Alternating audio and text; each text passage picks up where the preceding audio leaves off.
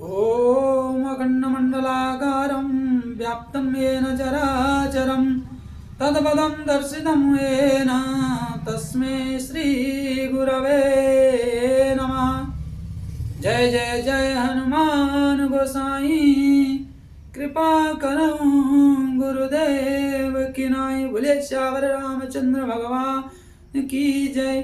श्री हनुमंतलाल महाराज की जय। राधा रमण सरकार की जय। सदगुरुदेव भगवान की जय। आज परमात्मा परमेश्वर की कृपा से बड़े शुभ अवसर प्राप्त हुए हैं। आज हम दूसरे भाग को गुरु के महिमा के बारे में कुछ कहने की और सुनने की चेष्टा प्रयास करेंगे। ठाकुर जी की कृपा आशीर्वाद से जो हमारे से बनेगा उतना के सुनकर हमारे जीवन को और हमारी मन क्रम वचन को पवित्र करने के लिए सभी दर्शक बंधुओं को हार्दिक स्वागत अभिवादन और श्रोता वृंदों को करते हुए आइए दो बार भगवान नाम करते हैं। श्री राम जय जय राम संकट मोचन वीर हनुमान। श्री राम जय जय राम संकट मोचन वीर हनुमान। श्री राम जय जय राम संकट मोचन वीर हनुमान। बोले श्यावर रामचंद्र भगवान की जय। तो मंगलमय भगवान की श्री चरित्रों को श्रवण करने के लिए और जे ही कथही स्नेह समेता कहीं सुनी हई समुझी सचेता होई हई राम चरण अनुरागी कलिमल रहित सुमंगल भागी। बोले श्यावर रामचंद्र भगवान की जय। गुरुदेव भगवान की जय। यह चरित्र क्या है?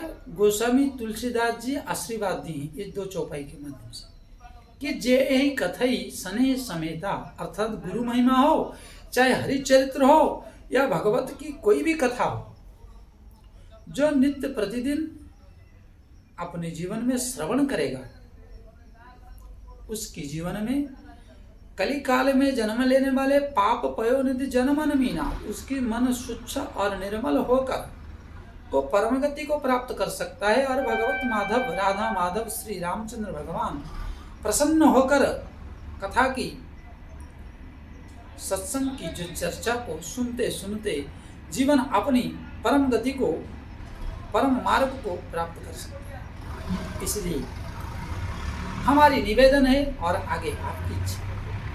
प्रिय श्रोतागण, हे मेरे सनातन भाई बंधु दर्शक बंधु, इसलिए मन लगाकर सुनिए और जीवन में कुछ उद्धार होने के लिए भी प्रयास करिए। क्योंकि हमें जब कहीं जाना होता है टिकट कटा के, तो जब गाड़ी अगर रात को 12 बजे हो 2 बजे हो तो रात भर नींद नहीं आता। परंतु अगर हमें इस मनुष्य शरीर को छोड़कर इस वस्त्र को बदलने के लिए जब टाइम आएगा तब हमको जाना है, तो कौन सी गाड़ी में बैठना है और कौन सी गाड़ी में जाना है? तो वो सिर्फ राम नाम गाड़ी में, राम नाम जप की गाड़ी में बैठकर आप जा सकते हो। और वो कहाँ मिलेगा? बोले गुरु।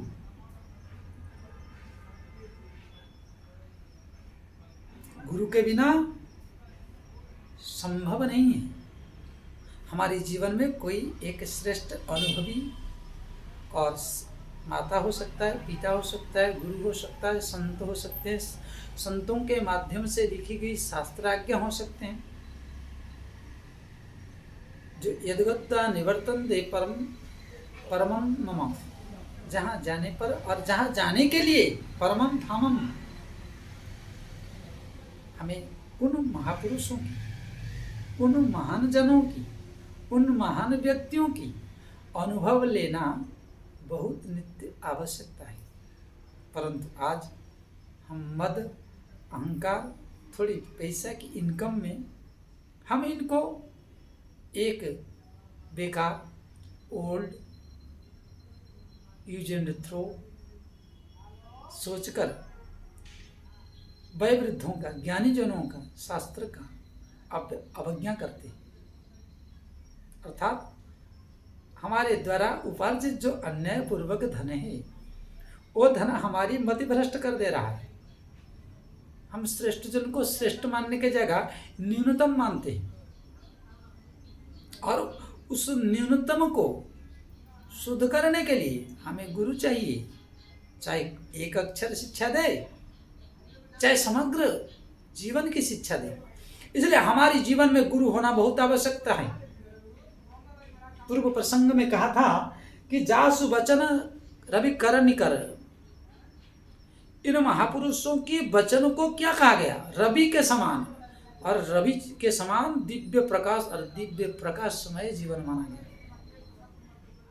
जो इतने प्रकाश भर दे, जो इतनी हमारे में क्षमता भर दे, जो इनकी अनुभव लेकर हम हर जगह चमके, हर जगह हमारे जीवन में विजय लाभ हो, विजय प्राप्त हो। और वो कब मिलेगा? और हमारी जीवन में सुगंधता कब आएगी? हमारे अनुसार हमारी जीवन में रुचि कब आएगी? और हमारे जीवन में हरि के प्रति, हरि को प्राप्त करने के लिए, आत्मा को, आत्मा की स्वरूप को दर्शन करने के लिए हमारे में रुचि कब बनेगी? और कौन बनाएगा? बोले कोई महापुरुष, कोई ज्ञानी। उसमें माता हो सकता है, पिता हो सकता है, या गुरु हो सकता है, या शास्त्र हो सकता है। जैसे माता का उद्धार आदि गुरु शंकराचार्य ने किए थे उपदेश देकर, कपिल देव भगवान ने भी किए थे, वो हो बेटा होकर, पुत्र होकर। तो ज्ञान कहीं पर भी हो सकता है, गुरु कोई भी हो सकता है। अग्नि में आप चाहे जानकर उंगली डालो या अनजान से डालो, आपको जलाएगा ही जलाएगा, आपको नाश कराएगा ही कराएगा। बोले श्री सद्गुरुदेव भगवान की जय। इसलिए गुरु चाहिए। गुरु के बिना, क्या कह रहे गोस्वामी तुलसीदास जी, गुरु बिनु भव निधि तरई न कोई, जो भी रंची शंकर सम होई। गुरु बिनु भव निधि तरई न कोई, जो भी रंची शंकर सम होई। बोले जो कितना बड़ा हो जाए, कितना महान, कितना धनाढ्य हो जाए, कितना टाई पहन ले, कितना सूट पहन ले, गुरु नहीं है तो नहीं सीख सकते। क्योंकि टाई पहना ना भी किसी से आप देख के सीखेंगे। अरे टाई पहनने के लिए आपकी मन में तभी जागृत हुआ, किसी ने आगे पहना, पहले पहनकर दिखाया, तब वो गुरु हुआ आपका। अगर हमें कोई भी चीज शिक्षा देता है तो वो गुरु है, या किसी से हम देखकर उसकी क्रियाशील को, वो गुरु है। एकलव्य का कहानी आपको याद है?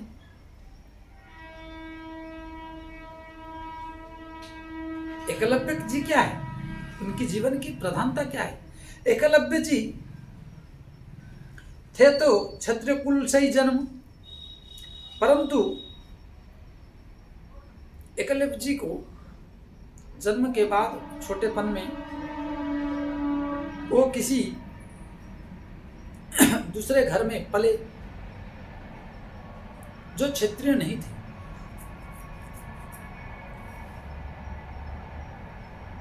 तो जब अर्जुन को मिलाकर और जो इनकी 5 भाई, दुर्योधन के पूरे 100 भाई 105 गुरु द्रोणाचार्य के पास पहुंचे विद्या सीखने के लिए।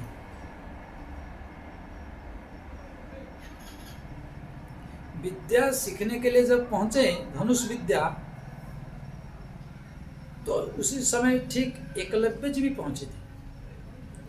परंतु समाज में एकलव्य जी का परिचय क्षत्रिय कुल से नहीं था, क्योंकि एकलव्य जी के पिता एक सैनिक थे, वो बाद में पता चला। और एकलव्य जी गुरु को बड़े श्रद्धा प्रेम से, इन 105 में से सबसे अधिक श्रद्धा, अटूट विश्वास, श्रद्धा विश्वास रूपिणु, पूरा श्रद्धा विश्वास लेकर पहुंचे थे। परंतु सामाजिक प्रतिष्ठा इनकी एक क्षत्रिय कुल में न होने के कारण द्रोणाचार्य क्षत्रियों को ही शिक्षा देते थे। इसी के कारण इन्होंने सीख नहीं पाई या गुरु ने ग्रहण नहीं किया। परंतु तुम मानो या ना मानो, मैं तो तुम्हारा हूं। तुम अपनाओ या ना अपनाओ, मैं तो आपका ही हूं। जब ये भाव उमड़ता है तो उस व्यक्ति से हमारी ऊर्जा बार बार टकरा कर कुछ ना कुछ उसकी गुण धर्म हमारे में आने लगता है, और हमारी ग्रहण करने की शक्ति और हमारी जो विश्वास श्रद्धा वो हमारे लिए बहुत फलदायक है और बहुत श्रेष्ठ हो जाता है। तो वहाँ 105 जन से मिलकर अर्जुन ने श्रेष्ठ बना। 105 के मध्य में धनुर्धारी अर्जुन ने बना गुरु के पास, और गुरु जी के प्रतिमूर्ति बनाकर एकलव्य जी महाराज देखकर, दूर से रहकर देखकर, उनकी प्रतिमूर्ति को रखकर, गुरु मानकर, अटूट श्रद्धा विश्वास रखकर उस धनुष बाण का विद्या अभ्यास किया। करते करते कुछ समय बाद जब एक जगह एक कुत्ते को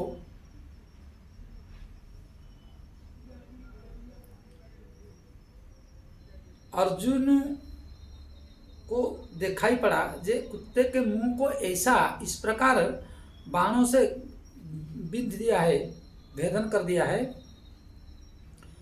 कुत्ते को एक खरोच नहीं आया, परंतु कुत्ता अपनी जीभा तक हिला नहीं सकता।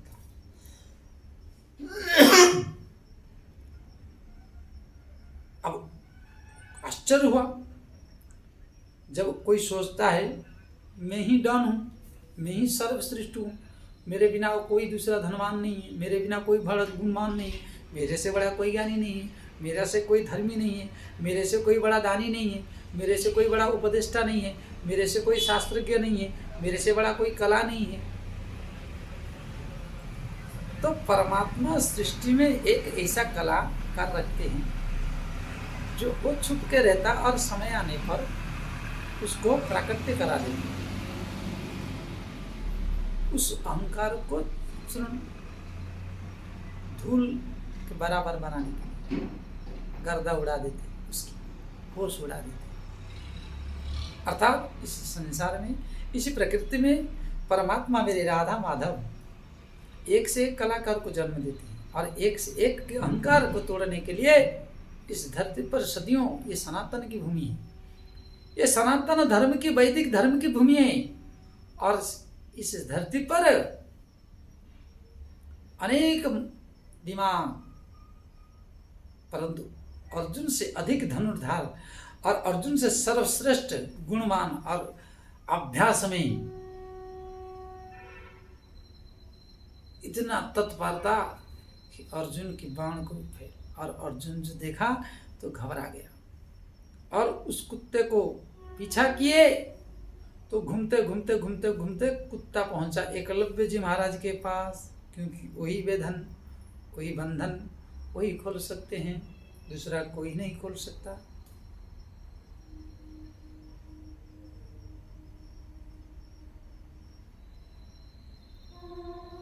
तो यह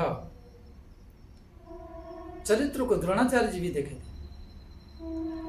गुरु द्रोणाचार्य के आदेश अनुसार ही वो कुत्ते के पीछे गए थे अर्जुन जी, और आदेश था कि उनको बुला के लाना। तो अर्जुन जी जब वहां पहुंच के देखे और एकलव्य ने फिर खोला, तो पूछे कि आपने ये विद्या और ये असंभव कला कहाँ से सीखी, किसने सिखाया? आपका गुरु कौन है? जो कुत्ते की मुख को इस प्रकार अपने तीरों से बेधे थे, जीभा तक हिला नहीं सकता और कहीं खरोच तक नहीं आया,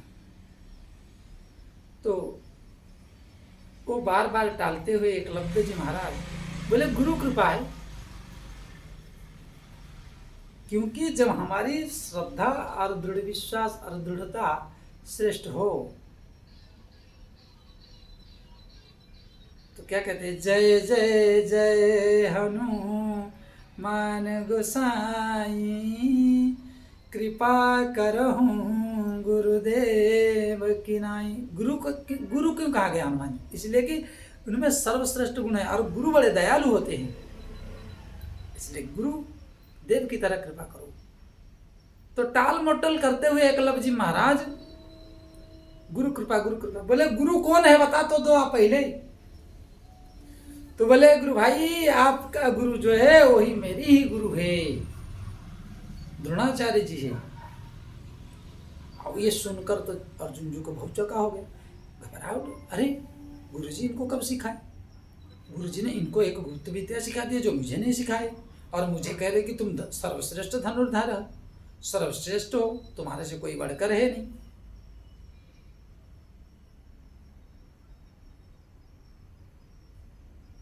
तब इनको एकलव्य जी को लेकर जा रहे हैं, गुरु जी से मिलाए, बातचीत किए, पूछे तो एकलव्य जी कहे गुरुदेव आपकी कृपा से आपको ही मैं गुरु मानकर आपकी प्रतिमूर्ति बनाकर मैंने शिक्षा ग्रहण किया और आपकी आशीर्वाद से मुझे प्रेरणा मिली और मैं उस पर अभ्यास करते गया। अभ्यास करते जड़मुत हो तो सुजान, अर्थात एक गुरु की प्रतिबिंब रखकर उसको गुरु मानकर प्रतिमूर्ति, यहाँ क्या सामने हमारी गुरु है जो बोल नहीं रहे फिर भी उनकी प्रेरणा आ रहा है और उनकी फीलिंग्स को ये कैच करके उसी हिसाब से अगर शिक्षा ग्रहण किया तो एकलव्य जी आज नहीं है इस संसार में, परंतु आज भी उनकी चर्चा जब भी द्रोणाचार्य जी के साथ और बात आती तो उनके नाम ली जाती आदर, क्योंकि एकलव्य जी ऐसा एक अपने जीवन का बलिदान दे गए और कला दिखा गए जो उनकी गुण और उनकी समर्पण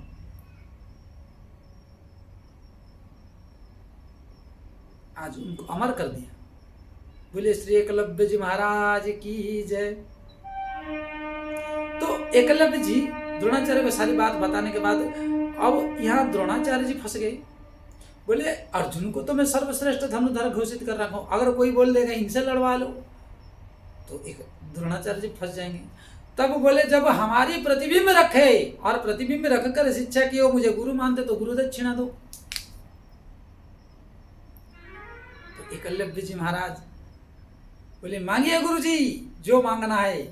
एकलव्य जी तो प्राण निकाल के देने को तैयार है, आप क्या मांग सकते हैं मांगिए। तो एकलव्य जी बोले, एकलव्य जी को जब श्री द्रोणाचार्य जी महाराज मांगे, बोले बाएं हाथ के अंगूठा दे दो ताकि तुम गांडीव नहीं पकड़ो, धनुष नहीं पकड़ पाओ, और जिसका हाथ धनुष नहीं पकड़ पाएगा इस अंगूठा के बिना वो कभी बाण संधान नहीं कर पाएगा। तब इन्होंने हंसते हुए मुस्कुराते हुए अपनी इस उंगली को काटकर गुरु के चरणों में गुरु दक्षिणा के रूप में समर्पण कर दिए। तब द्रोणाचार्य जी कहे थे कि जब याद किया जाएगा संसार में, जब तक द्रोणाचार्य के नाम रहेगा और शिष्यों की श्रेणी में आएगा तब आपकी भी नाम है। हे एकलव्य, मैं तुम्हें आशीर्वाद देता हूं कि तुम्हारी समर्पण भाव से तुम्हारी मांगे, जो हमारी मांग के पूर्ति के लिए तुमने एक बार भी नहीं सोचा और निसंकोच पूर्वक दिया, तो इसलिए तुम्हारे जीवन में आदर पूर्वक और सफलता पूर्वक माना जाएगा। और आपको लोग आदर इज्जत देंगे, यह आशीर्वाद दिए द्रोणाचार्य। तो इसका कहने का तात्पर्य क्या है कि गुरु जी के प्रति क्या समर्पण होना चाहिए, क्या हमारी डेडिकेशन होना चाहिए। परंतु आज हम उससे बिल्कुल अलग और पथभ्रष्ट होकर हमारे जीवन की कूड़े कबाड़े बना लिए, केवल उत्पात ही बच गया है हमारे पास। ना ज्ञान है, ना खाने का शौहरत है, ना सोने का शौहरत है, ना कोई सोने का टाइम है, ना कोई जागने का टाइम है, ना हम कुछ विचार करने योग्य है। क्या है हमारे जीवन में? ना हमें कहीं कब जाना, कब आना, क्या करना, उसका कोई निश्चित नहीं है। जो आया सो किया, जो मन में भाया वो कर दिया। ये हमारी सर्वश्रेष्ठ विनाश, ये हमारी जीवन के सर्वनाश का विचार। बच्चे को अगर 5 साल की उम्र से पढ़ाया ना जाए, 25 साल में भेजोगे तो नहीं आएगा ना, क्योंकि तब विषय की एंट्री हो जाएगी। उसी प्रकार जब उन महापुरुषों के अनुभव नहीं लोगे ना, तो इस जीवन में, इस संसार में भटकोगे। इसीलिए कहते हैं कि जासु वचन रवि कर निकल। इसलिए अनुभव पुरुष की वचन क्या है? सूर्य की तरह प्रकाश है, और प्रकाश मतलब हमें दिखेगा और हम चल सकते हैं। और हमारे जीवन के लिए सुंदरता, सुरुचिता अर्थात अनुरागता, जब हम इनके पद में अनुराग करेंगे, वंदना करेंगे, इनकी पद सेवा करेंगे, आज्ञाओं का पालन करेंगे, तब हमारे जीवन में बंदो गुरु पद पद्म परागा सुरुचि सुबास सरस अनुरागा। बंदो गुरु पद पद्म परागा सुरुचि सुवास सरस अनुरागा। बोले पहले अनुराग करो और श्रद्धा विश्वास रखो, तो तुम्हारी जीवन कमल पराग की तरह हो जाएगा। और जब कमल पराग हो जाएगा तो तुम कीचड़ में भले पैदा हुए हो, परंतु पहुंच जाओगे श्रीहरि के चरणों में। बोले श्री हरि भगवान की जय, गुरुदेव भगवान की जय। और गुरु आज्ञा उल्लंघन करने का फल है। एक सत्य घटना गुरुदेव भगवान बता रहे थे, 1984 की बात है। इलाहाबाद में एक गुरु शिष्य थे, तो चेले का नाम था मंगल दास, और गुरु जी प्रेम से बुलाते थे मंगला, ए मंगला बोल के बुलाते थे। तो मंगल दास के अंदर एक विशेष गुण था कि मिठाई अगर आए तो खूब खा लेना, या कोई भी अच्छी वस्तु आए तो उसको अधिक मात्रा में सेवन करना। और भजन में आलसी, भोजन में हुआ होशियार, सेवा में आलसी और भोजन में होशियार। गुरु लोग तो जानते हैं, परंतु परम दयालु होने के कारण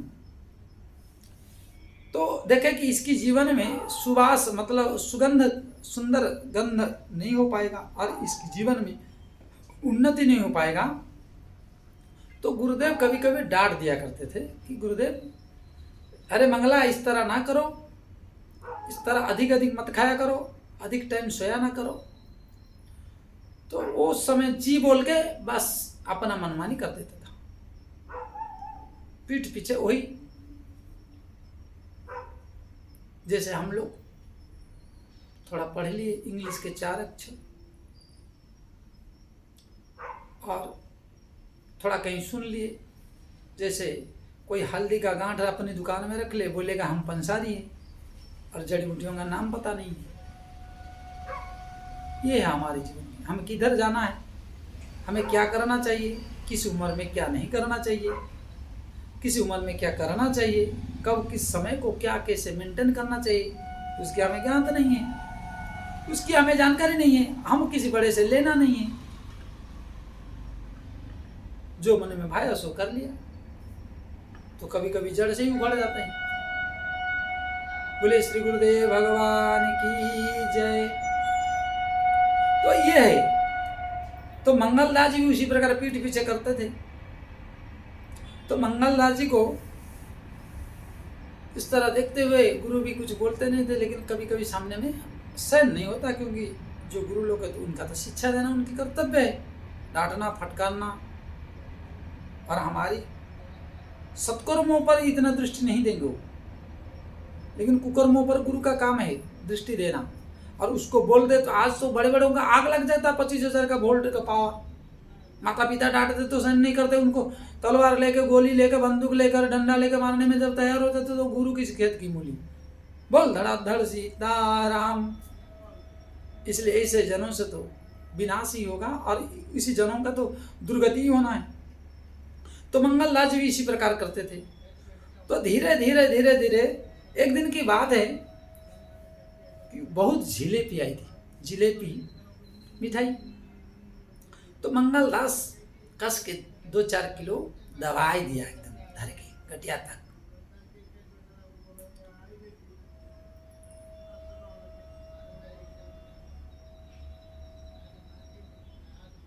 तो गुरुदेव कहे अरे इतना मत खाओ, इतना मत ये करो, कहीं भजन कम कर रहे हो, और इसके चलते कहीं तुम्हें बेल बन के उस जजमान का ही चुकता करने के लिए बेल ना बनना पड़े। तो ऐसे कहते ही समझाए, परंतु उसको समझ में नहीं आया। कुछ समय के बाद उस मंगलदास जी का शरीर त्याग हो गया। देहांत होने के बाद वो उस जजमान के घर में जन्म लिए जिस जजमान के जिलेबी खाई थी। बोले श्यावर रामचंद्र भगवान की जय। और जन्म लेकर साढ़ बने। तो पहले तो कोई गाड़ी घोड़े ट्रैक्टर ये सब नहीं थी, बैल से ही सारे हल चलते थे, खेती होती थी, खेती बाड़ी जो भी जमीन गेहूं सब्जी आदि उगाई जो होती थी वो बैलों से। अब इनको मंगलदास धीरे धीरे बड़ा हुआ, इनको ट्रेनिंग दिया गया, और ये कुछ देर चले और फिर घूम जावे, फिर मार खावे, फिर चले। इस तरह होते होते तो गुरुजी एक दिन क्या किए, घूमते घूमते उस जजमान के घर में पहुंच गए। तो किसी विशेष काम से गुरुजी जब गए तो वो जजमान खेत में था।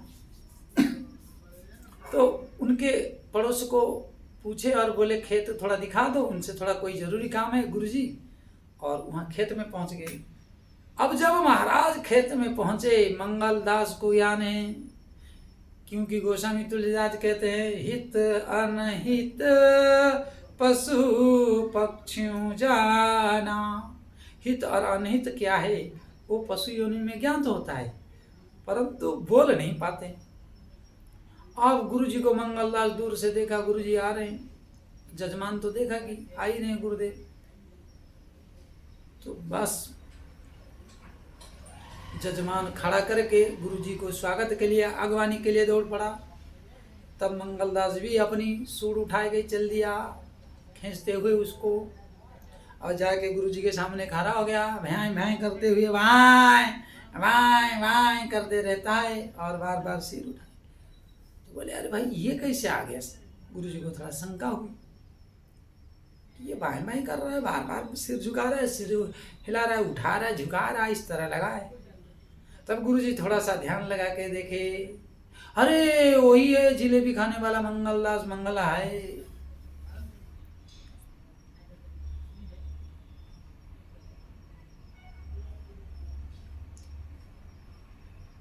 तब जजमान ने पूछा गुरुजी क्या हुआ। अपने आंख बंद करके देखे और थोड़ी देर बाद खोले, क्या बात है।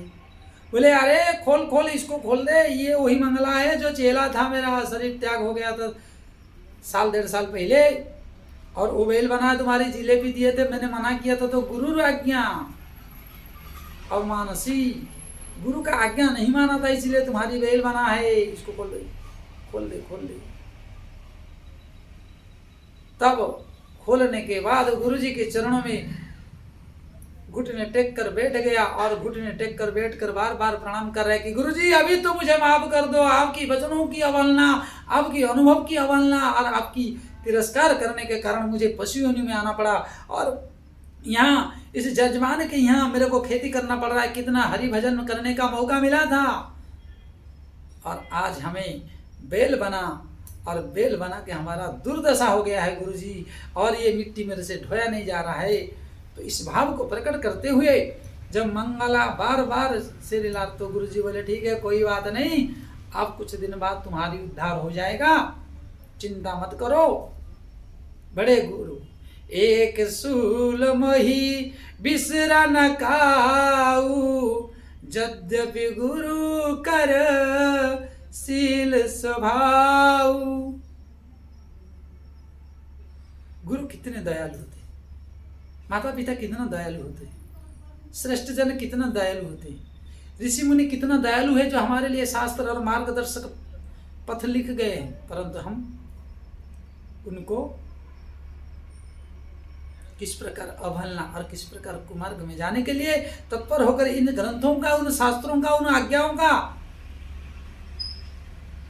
और हमारी गाइडलाइन जो तैयार है उस गाइडलाइन को ओवरटेक करके मनमानी आचरण करके हमारे जीवन के पतन के मार्ग को, पथ को हम कितना सुदृढ़ पूर्वक पकड़े हैं। इसलिए मेरे प्यारे सनातन भाइयों और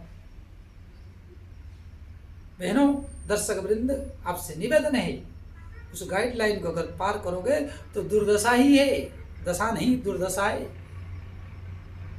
और हमारे जीवन में सुंदरता, रुचिपूर्ण जीवन हो तो गुरु हमारे रहना चाहिए, हमारी मार्ग पथदर्शक कोई ना कोई होना चाहिए। बंदो गुरु पद पद्म परागा, सुरुचि सुवास सरस अनुरागा। जैसे अर्जुन कहीं खड़ा होता था तो गुरु के नाम लेकर ललकारता था, मैं द्रोण शिष्य अर्जुन हूं, पितामह भीष्म, मैं परशुराम शिष्य हूं बोलकर करते थे। उनके जीवन में इतना महान, इतना तपस्या, इतना श्रेष्ठ जन होने के बाद भी गुरु को कभी तिरस्कार नहीं किए थे।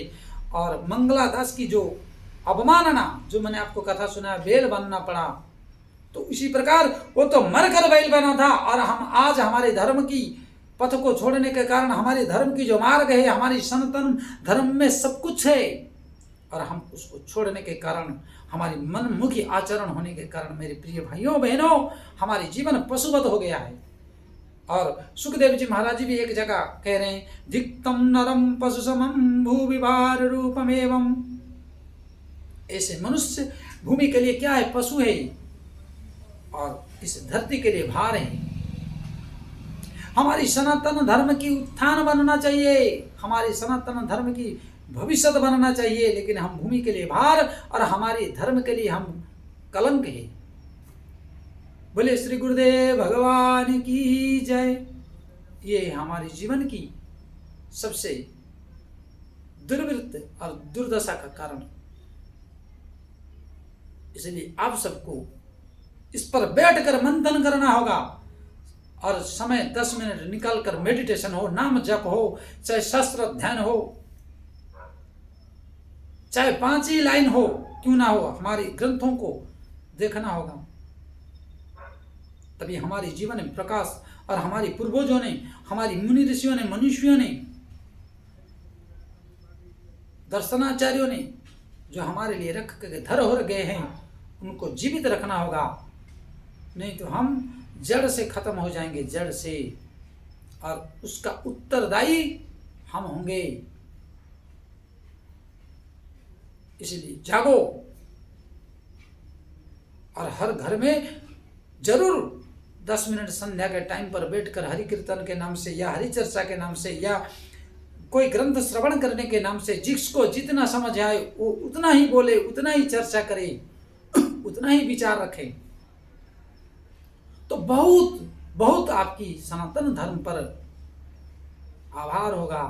ताकि आपको ये मरने तक ये एहसास नहीं हुआ कि इस धरती पर जन्म हुए और सनातन धर्म में जन्म हुए और हमने संसार को कुछ नहीं दिए। हमारी योगदान भी किंचित मात्र एक कण भी हो, लेकिन उतना ही बहुत है। इसलिए आपकी योगदान हो और आने वाले पीढ़ियों को कुछ ना कुछ हमें दे के जाना है, और हमारी पीढ़ियों को हमारे धर्म शास्त्र प्रणाम उठना बैठना ये सिखाओ। ये नहीं कि हम कटे फिटे टूटे पिटे और मन की जो आचरणों को दुर्वृत्त को, और हम दुखी क्यों है आज बच्चों से, क्योंकि हम ही उनको पहले ही जुबान लड़ाना रील बना के चक्कर में उसको हम 2 पैसा मिलेगा, लेकिन बाद में वो दुखदाई होगा। ये पैसा तो रुकेगा नहीं, कि ये रील भी नहीं रुकेगा, परंतु उसके अंदर ये गुण आ गया कि रील बनाते बनाते उत्तर प्रत्युत्तर देना सीख गया, तो वो उसमें माहिर हो गया, इसलिए आपको फट से जवाब देता है। कोई भी जगह हो उसको मतलब नहीं, वो तो सोच रहा है कि हमारी जीवन एक रील है। अब जब हर जगह आपको रील बनाना है और आप इसको रील बनाना सिखाए, तो आपको भी रील बना के छोड़ देता है वो अंतिम में, फिर रोने लगते हो घुटना पकड़ के। इसलिए हमारी ही की हुई थोड़ी सी पाने के चक्कर में, वही बेटों को अगर अच्छे शिक्षा और अच्छे बेटी को शिक्षा देकर इनकम का स्रोत बनाए, रील से 10,000 20,000 25,000 50,000 लाख मिलता, अरे वो तो अरबों कमा लेगा। और एक शिष्टाचार पूर्वक, क्योंकि हम तो रील बनाना है, इसलिए हमारी जीवन रील में नहीं होना चाहिए, शिष्टाचार होना चाहिए और शिष्टाचार पूर्वक। और हम उस घर में रील बनाते हैं जो हमारे से ही जबान लड़ाए, इसलिए इससे बड़ा दुख की बात क्या हो सकता है। इसका अर्थ अनर्थ न करे, और इस विचार को अनर्थ ना लेकर गहराई पूर्वक बैठ कर एक बार चिंतन करें, हम ही उसको जबान लड़ाने का अभ्यास कराएं, और उसका परिणाम हमें अंत में मिलता है। आज गेहूं बोओगे 4 महीना काटोगे 4 महीना बाद, उसी प्रकार हमारी जीवन में आज बोओगे तो उसको जब 30 35 40 साल होगा तब आपको उत्तर देगा वो, और उसका उत्तरदायी और उस अपराध का जो आपने रील बनाना सिखाया था, इसलिए आप ही दोषी हो, वो नहीं है। इस सब को विचार करते हुए और आपके जीवन को अगर सुंदरमय बनाना चाहते हो तो अच्छी विचार और अच्छे गुरु का और अच्छे माँ बाप का संगत करते हुए, और माँ बाप से भी निवेदन है कि गुरु बनकर उनको प्रणाम करना और अच्छी शिक्षा उन्नति दे और गुरु माने और गुरुमुखी होकर जीवन रहे। जो गुरुमुखी होता है वो गुरुमुखी सदा सुखी, गुरु विमुखी सदा दुखी। इसलिए आपको सुख प्राप्त करना है और तो गुरु बनाइए, गुरु की आज्ञा पालन करिए, शास्त्र की आज्ञा पालन करिए। इस विचार के साथ आइए भगवान की श्री चरण में आज हम इस वाणी को समर्पित करते हुए, ठाकुर जी की श्री चरण में समर्पित करते हुए जाते जाते आपसे निवेदन करते हैं, जल्दी से जल्दी आपकी भी सहयोग हो, इस चैनल को लाइक सब्सक्राइब शेयर कर दीजिए और आपके साथ बना रहे। दर्शक बंधुओं को भगवान कृपा करे, सदैव कुशल मंगल फल फूले और समृद्धिमान हो। इस विचार के साथ 2 बार हरिनाम संकीर्तन और पुनः फिर विश्राम। सीताराम सीताराम सीताराम कहिए, जहीं विधि रखे राम तहीं विधि रहिए। तू अकेले नहीं करे राम तेरे साथ में, सीताराम सीताराम सीताराम कहिए। तुम्हें है राम नाम राम सेवा हाथ में, सीताराम सीताराम सीताराम कहिए। बोलिए श्यावर रामचंद्र भगवान की जय, श्री हनुमंतलाल जी महाराज की जय, सदगुरुदेव भगवान की जय, ग्राम देवी देवता की जय, स्थान देवी देवता की जय, क्षेत्रपाल की जय, सभी देवी देवता की जय, समस्त हरिभक्त की जय, दर्शक की जय, श्रोतागण की जय। जय जय श्री राधे श्याम, जय जय श्री राधे श्याम, जय जय श्री राधे श्याम। ओम नमः पार्वती पदे, हर हर महादेव, हर हर महादेव, हर हर महादेव। गुरुदेव शरणम सर्व दुख हरणम।